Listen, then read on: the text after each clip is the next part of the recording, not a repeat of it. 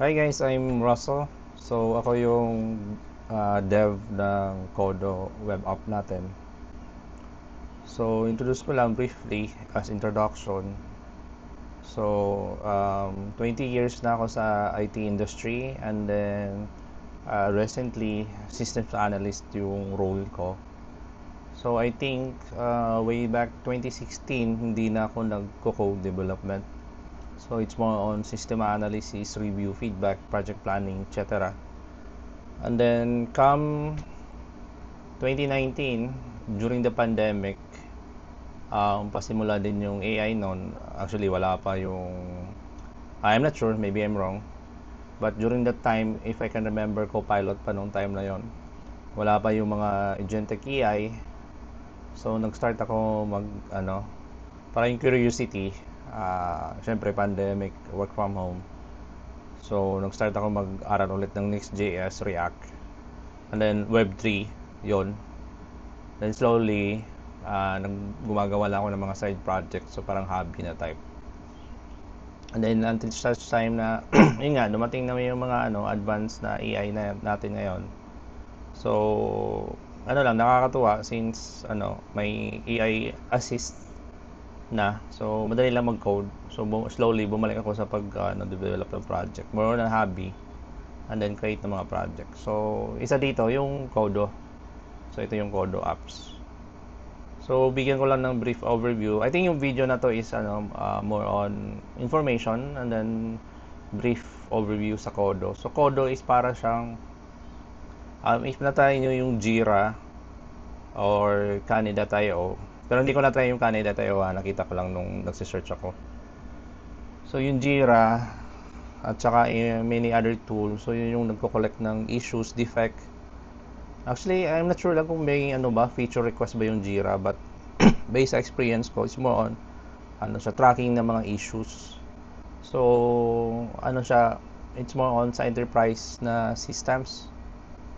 So, kahit ako na matagal ko na ginagamit yung Jira, hindi lahat ng areas ng Jira is kabisado ko. Since complicated siya, marami siyang feature. Design siya sa, enterprise, maraming team, merong users. SIT, UAT, yung SDLC or hybrid na approach like ang tawag dito, Agile or Scrum. So yung Kodo ginawa ko na mindset na para sa solo developers, kasi hindi mo naman kailangan na sobrang complicated na system na yon. At least meron kang way to track ng mga issues. Tsaka yung project mo rin or mga feature na gusto mong i-implement sa project mo. So, kaya na to yung Kodo. So, ginawa ko siya. So, wait lang, mali yung na-click ko na screen.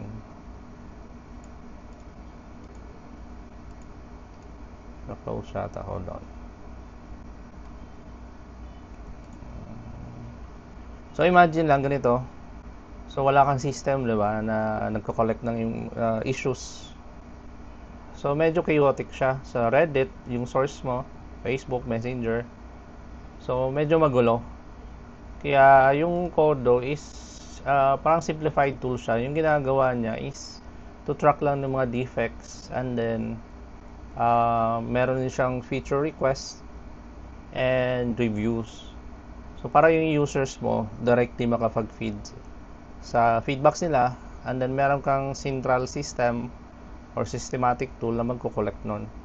So, simplified lang si Kodo. Pakita ko rin yung inside ni Kodo. Sorry. So, pwede siyang light tsaka dark.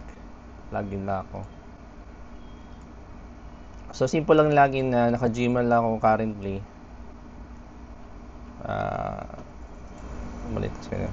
Naka-Gmail lang ako currently para madali lang yung onboarding. So, kunyari, nandito tayo sa Kodo na project. Dito lang sa boards muna tayo. So, yung boards is, isipin nyo to is para siyang yung project. So, lahat ng project nyo pwede nyo specify dito para matrack nyo. Then, for example, ganito lang siya, naka-Kanban si Kodo natin.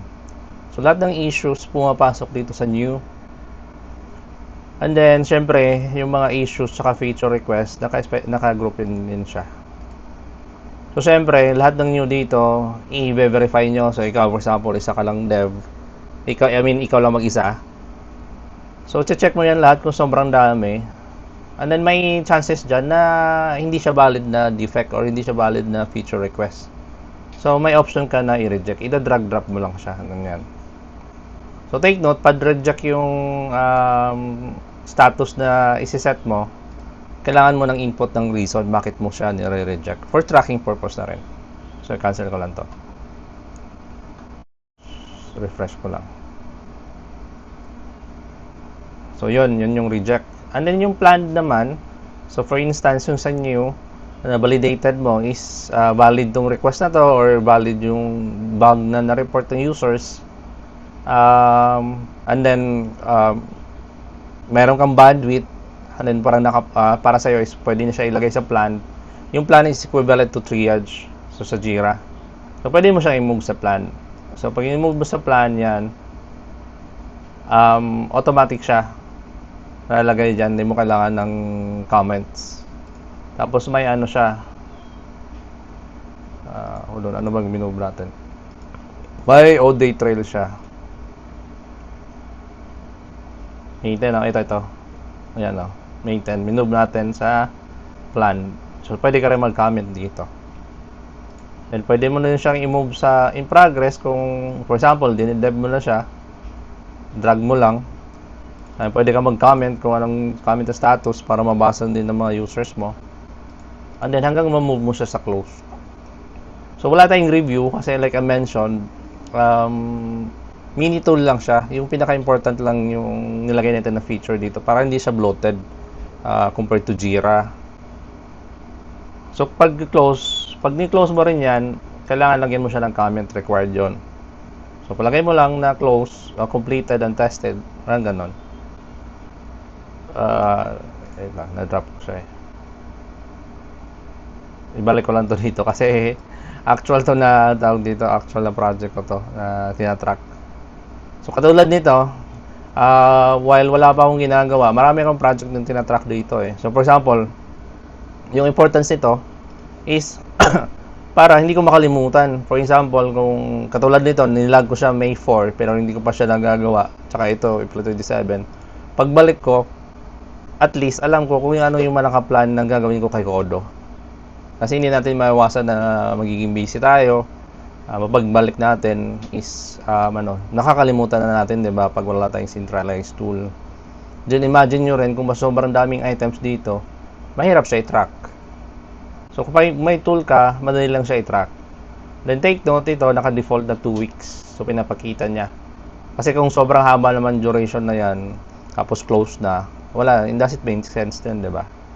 So, pwede mo naman i-filter yung range. And may filter criteria dito, and then may search tayo. Yung search na to is i-search lahat ng objects or database records within Kodo, within sa dashboard mo, lahat ng projects. And then, ito pala yung payment option or tiers ni Kodo.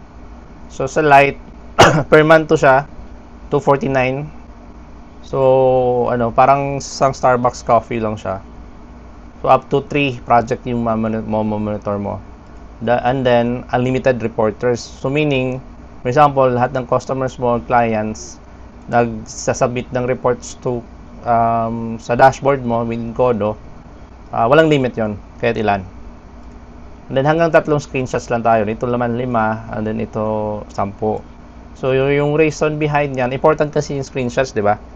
But given as na starting pa lang tayo, startup, we try to control kasi hindi naman ganun kalaki yung server natin. But for instance, if we grow in the future, we can scale up naman. But for now, tinatry natin nililimit kasi maliit lang naman tayo, isang one-month team lang tayo. And then for startup, 699, pero marami na tong projects, 15 projects. And then for elite, 1999, pero 30 projects yan. Tapos kung yearly naman, naka-discounted ng 20% off, maliban sa elite, naka 50% off siya. So, working na to, yung payment na to, naka-send it tayo na payment gateway, GCash, Paymaya, tsaka lahat ng debit card, tsaka credit card, so gumagana, accepted siya. So, I think yon lang sa brief introduction nito. Sorry, medyo mahaba kahit brief. Kahit short sana. And then, I'll create another video para sa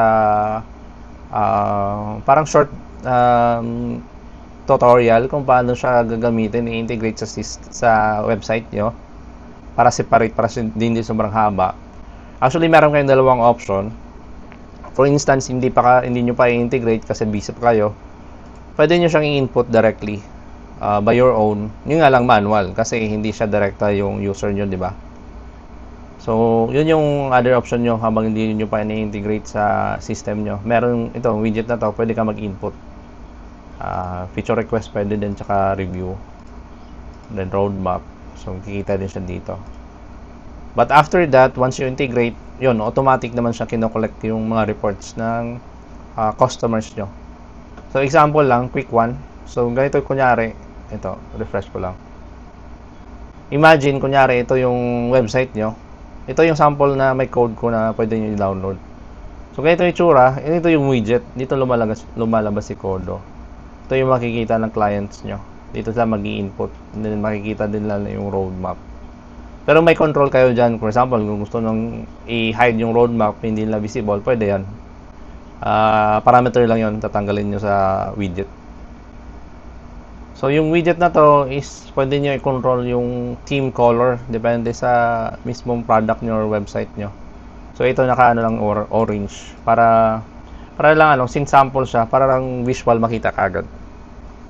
So, yun lang guys. Kung may question kayo, pwede naman kayo mag-sign up dito sa Kodo. Meron naman siyang 30 days free trial. So, walang card na kailangan. Pwede nyong i-subscribe mismo.